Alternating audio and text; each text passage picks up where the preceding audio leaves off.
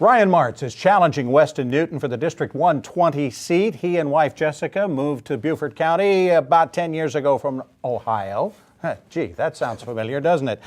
You own a couple of growing businesses in the Low Country that employ about 50 people. Why do you want to serve? So like you said, my wife and I have been here for about 9 years. We're going to be here the rest of our lives. And I think the biggest reason I want to serve is you look at the state of the country right now, you look at the state, and we need improvement, right? We're growing a considerable amount. We've got a lot more diverse demographic here, and I think that the policies of the state need to kind of get out of the Stone Ages with a lot of them. You know, we've done a lot of great things, but there's a lot of room for improvement. Give me one of those areas that you want to change. Sure. So I kind of see myself as more of a fiscal, not conservative, but kind of, but also socially very liberal, right? So when you look at things like education, right, we're bottom 5–10% in the country. Things like violence against women, very bottom of the heap. Our economy is actually okay, but you can't be proud of that when we're so low on levels, right? So we need to figure out creative ways to be able to pay teachers, to retain them, other compensation packages for them.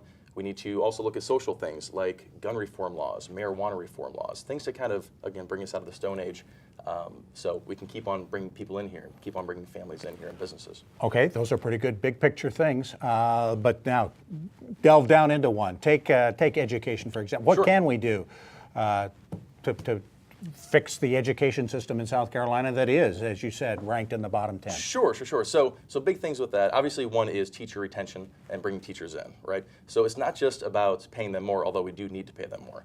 We can get creative outside the box thinking. We can possibly give them abatements for state income tax, for a couple of years. We can look at different ways to maybe forgive student loans, especially if they go to in-state colleges, things like that. Other creative ways. We need to make sure that we keep them here, grow them here.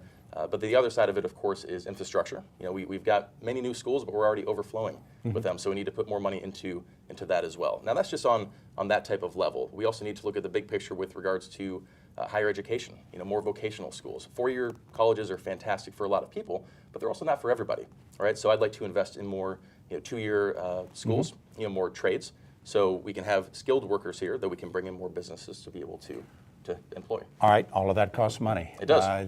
Do we raise taxes? If we have to, we can a little bit. It's like the big boogeyman word. Again, I'm more of a fiscal responsible type of person, but that's different from being fiscally cheap, right? Two very different things. So we could do different taxes, but again, also outside the box thinking, and also bring more businesses in. Bring more business in, and you can obviously get more tax money coming in and that as well. All right, Ryan Martz running for the District 120 seat, challenging Weston Newton in November. Thank you for joining us for this special look at some of the candidates running to serve you at the local, county, and state levels. There's no way we could get into all of the issues, but we hope your interest has been piqued and you'll visit their websites to learn more about them. After all, they've taken the time to run. We ought to take the time to look them over. And then vote intelligently on November 6th. I'm Bob Stevens.